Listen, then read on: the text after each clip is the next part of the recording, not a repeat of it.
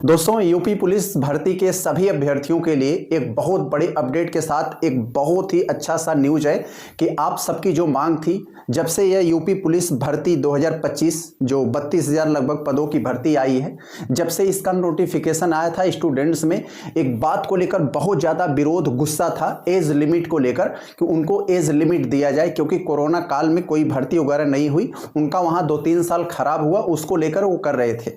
तो सरकार इस बात के लिए तैयार नहीं हो रही थी, जो एज लिमिट में छूट देने, एज रिलैक्सेशन की बात पर सरकार तैयार नहीं हो रही थी। सरकार आयु सीमा में छूट देने से कतरा रही थी। उनका कहना था कि अभी 2024 में जो हम यूपी कांस्टेबल की भर्ती करवाए थे, उसमें आपको 3 साल का हमने आयु सीमा में छूट दिया था, अब फिर हम करवा रहे हैं, आप लोग फिर मांग रहे हैं, अब हम आपको नहीं दे सकते।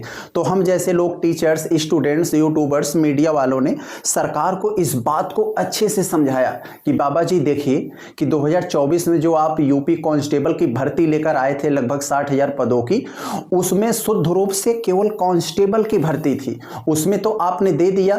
अभी जो आप ये 32,000 पदों की भर्ती लेकर आए हैं, इसमें कांस्टेबल के साथ साथ घुड़सवार, पीएसी, जेल वार्डर, ऐसी तमाम भर्तियां हैं जो पिछले 6 साल से ये ऐसी भर्तियां हुई ही नहीं। और ऐसे स्टूडेंट जो ऐसे पदों के लिए योग्य हैं, उनका क्या होगा, उनका तो आप भविष्य दांव पर लगा देंगे। सभी लोगों ने इस बात पर दबाव बनाया, आवाज उठाई, आवाज ऊपर तक गई। हमारी जो विपक्ष की पार्टी है, नेता प्रतिपक्ष ने भी इसको जोर शोर से उठाया। अंततः सरकार ने इस बात को एक्सेप्ट किया और उन्होंने एज लिमिट में 3 साल की छूट दे दिया।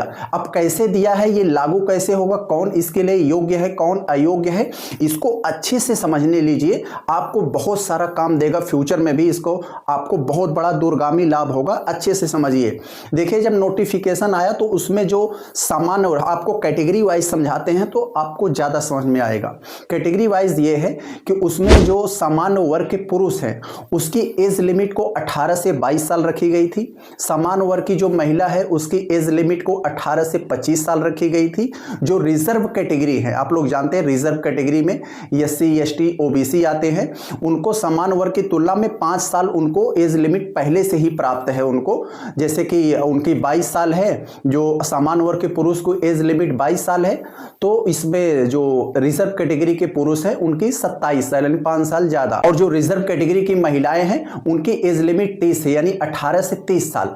तो इसमें दोस्तों ये मांग उठ रही थी, जब सरकार ने ये 3 साल का एज रिलैक्सेशन दिया तो अब क्या हो गया है, जरा ध्यान से समझिए।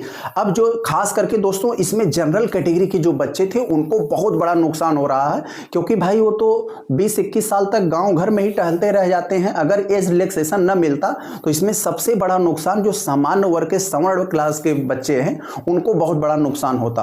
अब सरकार ने 3 साल का एज रिलैक्सेशन दिया, अब कितना हो गया है जरा इसको ध्यान से समझिए।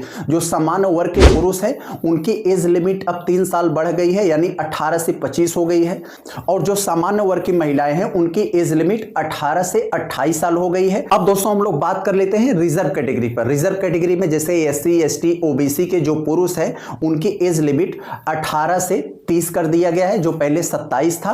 और जो ये रिजर्व कैटेगरी की महिलाएं हैं, जिनकी पहले 18 से 30 था, उनकी एज लिमिट को 18 से 33 साल कर दिया गया। तो सारी बात आपको समझ में आ गई होगी कि इसमें दोस्तों पहले जो SC, ST, OBC है, उनको लगभग उत्तर प्रदेश में 1977 से ही ये एज में उनको एक तरह से आरक्षण प्राप्त है, उनको 5 साल की एज छूट मिल रही थी। तो ये एज रिलैक्सेशन सभी वर्गों के लिए है। जितना पहले आपकी एज लिमिट थी, उसमें आप 3 साल जोड़ लिए, उसके लिए योग्य हो गए।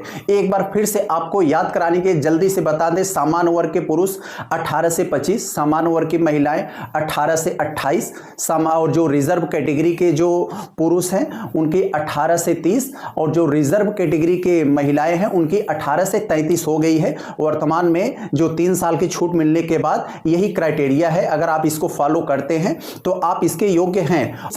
और इस फॉर्म को जो अप्लाई करने की डेट है, आप लोग को पता है, वो 30 जनवरी हुई है।